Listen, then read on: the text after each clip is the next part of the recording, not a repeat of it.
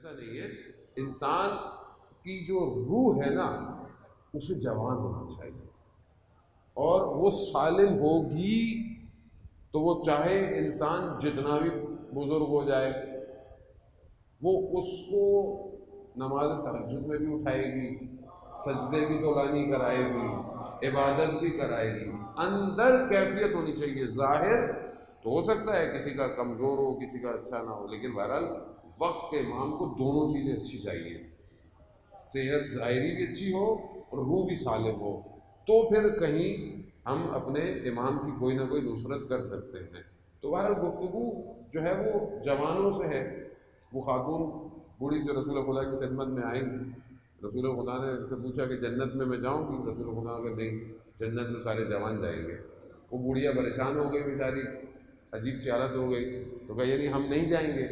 کہا نہیں نہیں جائیں گے، جو بھی جنت جائے گا وہ جوان ہوگا.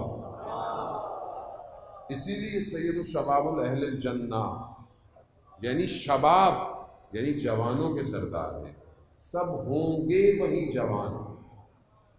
اور جنت کے جو مقامات ہیں زان محترم کو اس معنوی کیفیتوں کو درک کرے، محسوس کرے، کیونکہ جب تک کوئی بڑی چیز دکھائی نہیں جائے گی چھوٹا چھوڑا نہیں جائے گا. دنیا کیسے چھوڑے؟ دنیا کیسے چھوڑے؟ ایک آدمی ایک نوکری کیسے چھوڑتا ہے؟ بھائی کیوں چھوڑی؟ دوسری اچھی تھی. گاڑی کیوں چینج کرتا ہے؟ کہا وہ بہتر ہے. چھوٹی چھوٹی چیزیں زندگی میں، گاڑی چینج کرتا ہے، لباس پرانا ہو گیا نیا پہن لیتا ہے. کیوں چھوڑتا ہے؟ کیونکہ دوسری اچھی دکھائی جاتی ہے. لیکن اگر دنیا ہی میں مگن ہو، یا تو ان مقامات کو دیکھے تو سب سے اوپر جو مقام ہے جنت کا، یا علی، سب سے اوپر جو مقام ہے جنت کا وہ ہے کہ اصحاب امام حسین صرف وہی ہوں گے اور کوئی نہیں ہوگا. اب ظاہر ہے ہم نہیں ہو سکتے وہاں. وہ کیا ہے؟ وہ ہر لمحے پورے وجود کے ساتھ اس نور امام حسین سے جو ہے وہ متصل ہوں گے.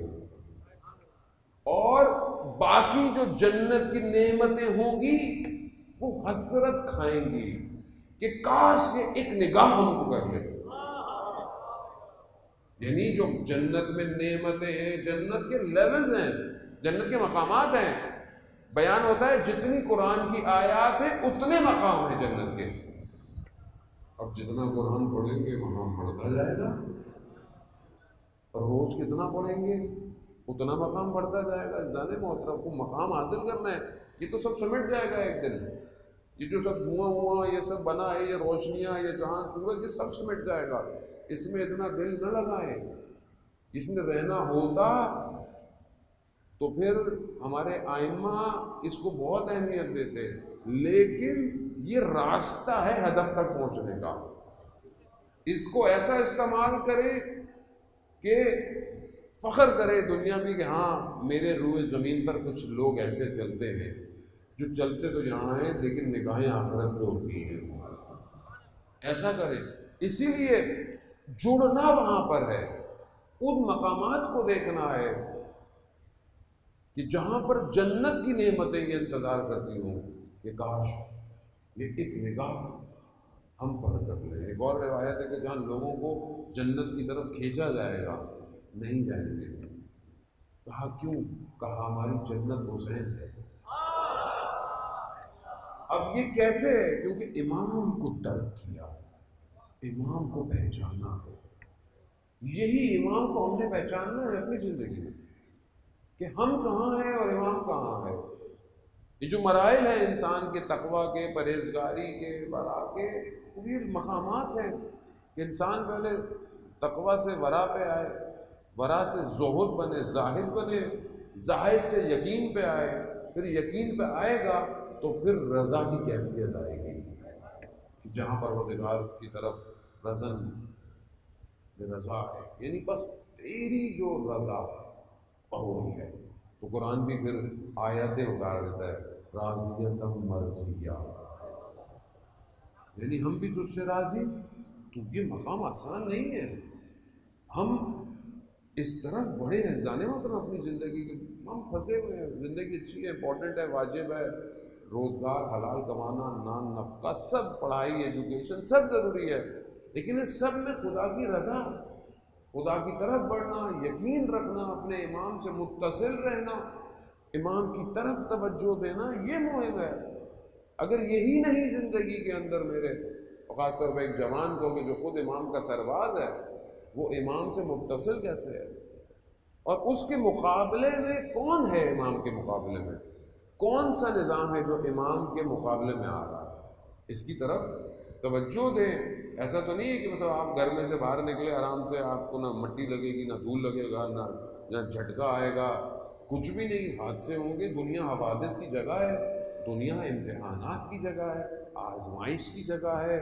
خدا قرآن میں کہتا ہے خلق الموت والحیات، میں نے موت حیات کو خلق اس لیے کیا تمہیں آزماؤں۔ ایسا نہیں ہے کہ آپ کا ٹیسٹ نہیں ہوگا، آپ کا امتحان نہیں ہوگا، لیکن اس مقامات کی طرف بڑھنا ہے کہ جو امام ہمیں دینا چاہتے ہیں۔ جتنا امام کے قریب ہوں گے امام اتنا عطا کریں گے۔ جتنا آپ کی دنیا زندگی امام کے قریب ہے، آخرت بھی اتنی امام کے قریب ہے۔ اب میں یہاں اپنے 24 گھنٹے کتنے امام کے لیے گزارتا ہوں؟ اپنی 50-60 سالہ زندگی میں کتنا پرسنٹیج امام ہے، کتنا ہے؟ محسوس کرتا ہوں وجود کو امام کے۔ اس کو پریکٹس تو کرنا پڑتا ہے نا، مطلب خود تجربہ کہ امام کا وجود میں نے کبھی محسوس کیا، کبھی متصل ہوا، کبھی میں نے کہیں ہوا کہ مجھے لگے کہ امام ہے، یا میں نے خود سوچا کہ میں امام کو بلاؤں کہ میں پھنس گیا ہوں۔ زندگی گزر گئی انسان کی، لیکن اگر ایک دفعہ اس نے امام کو یا غیاث المستغیثین کہ خدا کی بارگاہ میں بولا کہ اے خدا کے نمائندے میری مشکل کو آؤ، زندگی گزر گئی۔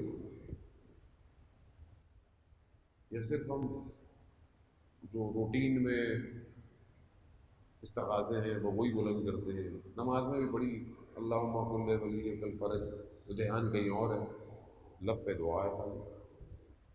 کیسے ہوگا؟ اذان وطن تجربہ کریں۔ بہرحال مجھے کسی نے کہا کہ وہ واقعہ پڑھ دیں، تو اسی موضوع پہ آ گیا تو پڑھ دیتا ہوں۔ پہلے میں کئی دفعہ پڑھ چکا ہوں، لیکن بہرحال کہ آج سے 5-6 سال پہلے میں کربلا گیا زیارت پہ اپنی فیملی کے ساتھ، بچوں کے ساتھ، تو بچوں کو بھی دیکھتے ہیں والدین کو کہ یہ رات کو حرم جاتے ہیں، تو چھوٹے بچے ہیں، انہوں نے بولا ہم بھی حرم جائیں۔ بولا بیٹا رات ہے، تھک جاتا ہے، بچے تو نہیں سو پاتے، وہ بچے سے ہم نے جانا ہے رات کو۔ تو میں نے اپنے بردر ان لا کو بولا کہ آپ اس کو لے جائیں، ایک ہی حرم سے واپس لے آئیے گا، کہ بیٹھ نہیں پائے گا۔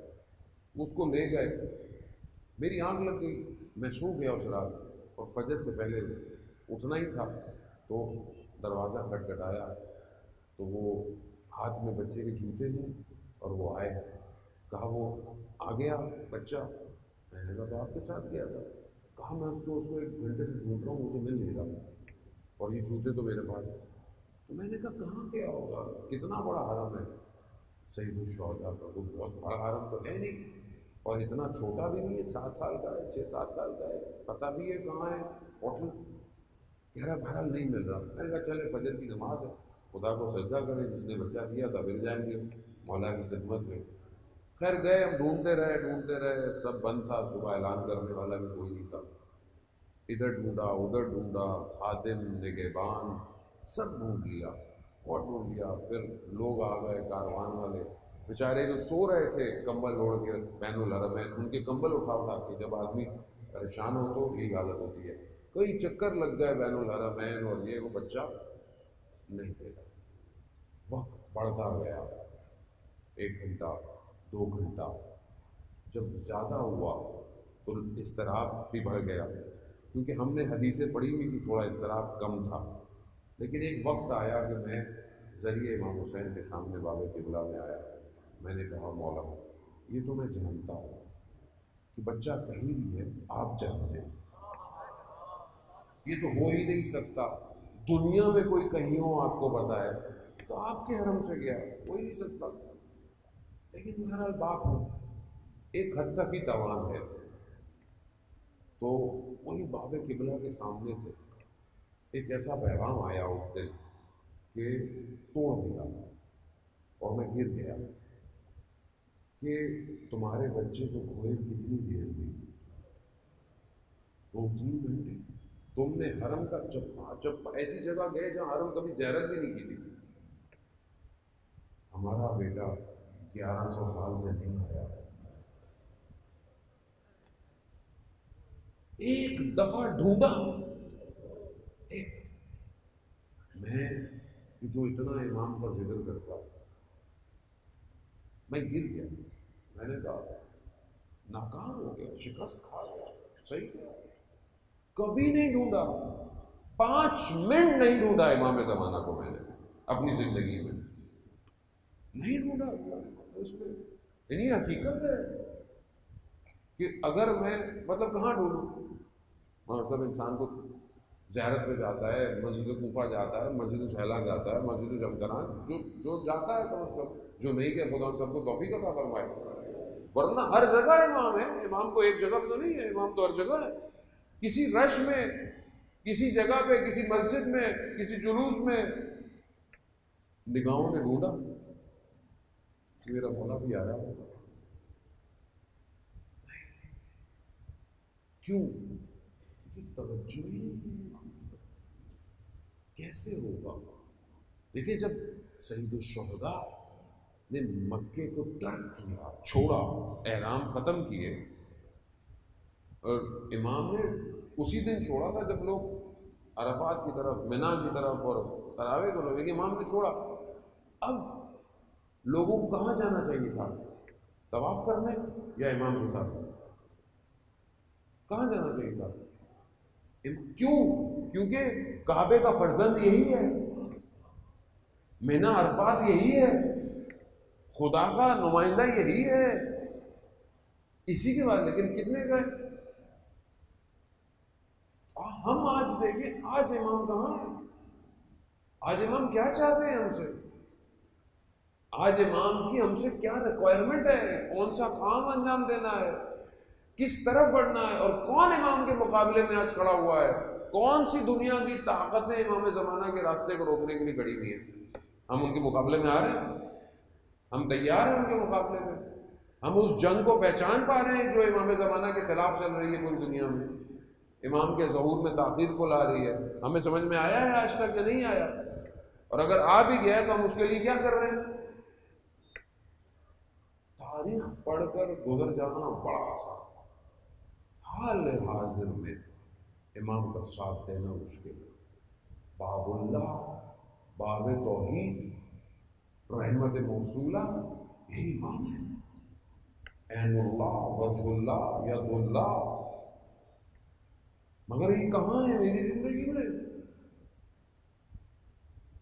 آج جو دنیا کے اندر جو جنگ ہے